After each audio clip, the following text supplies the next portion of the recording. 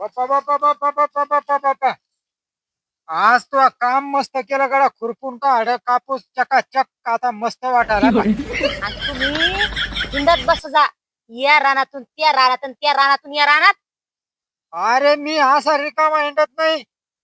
अख्ख्या आपल्या शेजाऱ्या पाजाऱ्याच्या रान हिंडून येतोय. पण पाहून अरे आपल्यापेक्षा हा एका बी शेजाऱ्याचा कापूस उजवा झाला ना पाहिजे. No, no, no, no. आपल्यालाच राहायला पाहिजे नंबर एक कापूस. आणि शेजारचा असला उजवत का व्हायचं मग?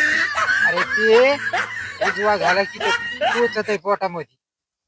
म्हणून येडे करू करू येतोय मी सकाळी उठलो की. बापा अवघड काम आहे खरंच. येड्या माणसा पुढं काय डोकं जर फोडून घेतलं तरी काही कळत नाही पा. येडा आहे का मी? बरं मला एक सांगा, आज 3 दिवस झाले मुसळधार पाणी पडायलाय. हवामान हो. खात्यावाले काय कसा हवामान खात्याचा अंदाज आहे सांगा बरं एकदा.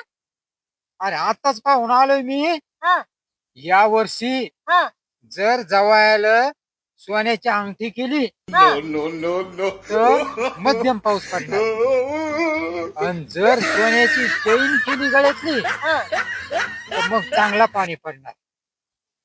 आणि काहीच नाही केलं तर मग काहीच खरं नाही. फोन लावते आईला दादाला, तुमच्या जवायला म्हणा चैन करा, नाही तर कमीत कमी अंगठी तरी करा. अहो असे लालची जवाई